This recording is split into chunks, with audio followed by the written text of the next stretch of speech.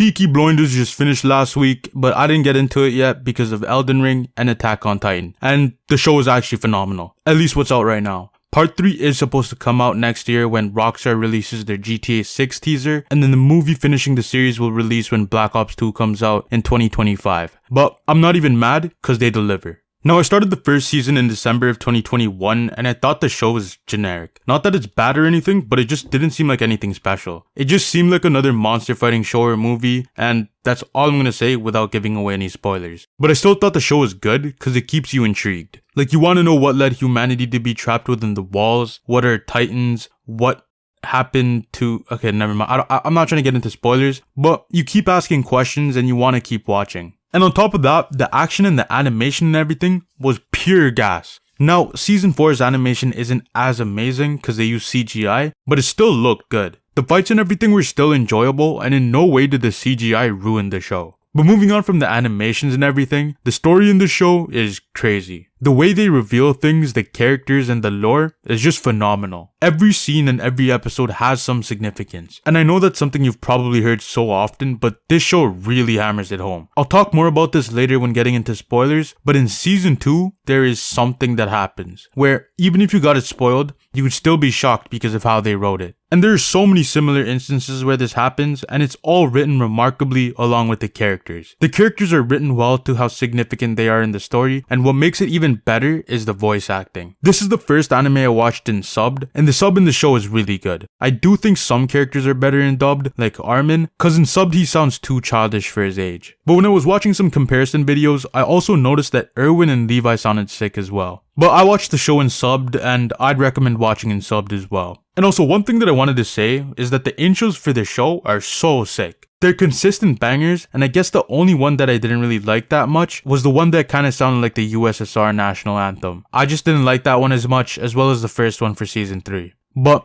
anyway, I think that's all I can really talk about without getting into spoilers. So if you haven't watched the show, skip to this part of the video. Don't watch this part until you catch up, because this anime is a must-see for anyone.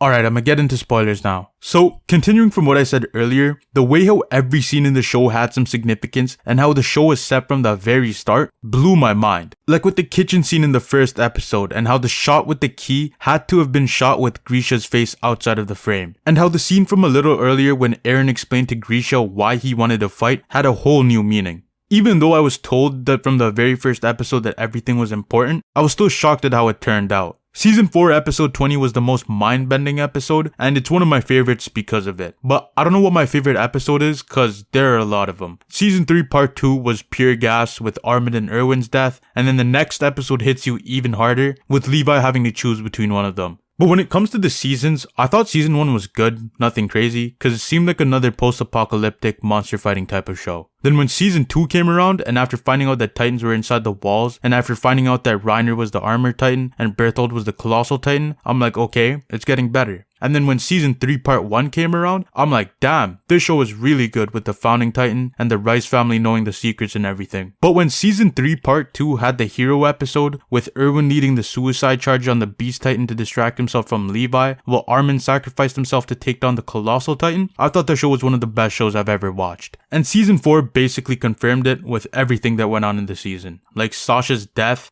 the girl that Sasha saved saving Gabby and Falco, the Eldians and Marley, Armin and Connie having to kill their old friends, Eren manipulating his dad in the past and being in control of the story from the very start, and so many other scenes that were just insane. And in the other seasons, there were other crazy moments like every single Levi fight scene, Armin and everyone seeing the ocean, Sasha saving the little girl, and a whole bunch of other scenes that were just so sick. But lastly, there's Eren. This man went from being your boy to me. It's him against the whole world, and you don't know if you can still root with him. He does some next level shit, and he plans to commit mass genocide, and it's sick how you can't tell whether what he's doing is right or wrong. And seeing the transformation from what he was in Season 1 to this was amazing. The new Eren is a carbon copy of me. People would consider the fact that I dislike some popular games to be as bad, if not worse, than what Eren is doing. Unlike Eren, people can't really tell if they can support me. But Eren is just a sick character and protagonist, and the way that they foreshadowed him to be just like me is a whole nother level of crazy.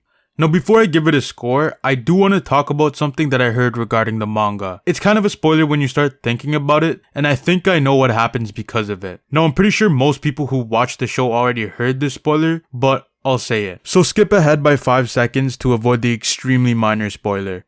Alright, so what I heard was that the ending was either bad, rushed, or divisive, and that it goes downhill after the rumbling. And after hearing this and watching the last episode, I think I know what happens in the end. I'm 80% sure it's gonna happen if they go with the same ending as the manga, so I'm not gonna talk about it in this video. I'll just talk about it in the video I'm gonna make for the whole show once the final part drops. So make sure to subscribe until then, cause you're gonna need some content on the same level of Attack on Titan in the meantime to survive. Otherwise, your body is just gonna shut down from the lack of gas content.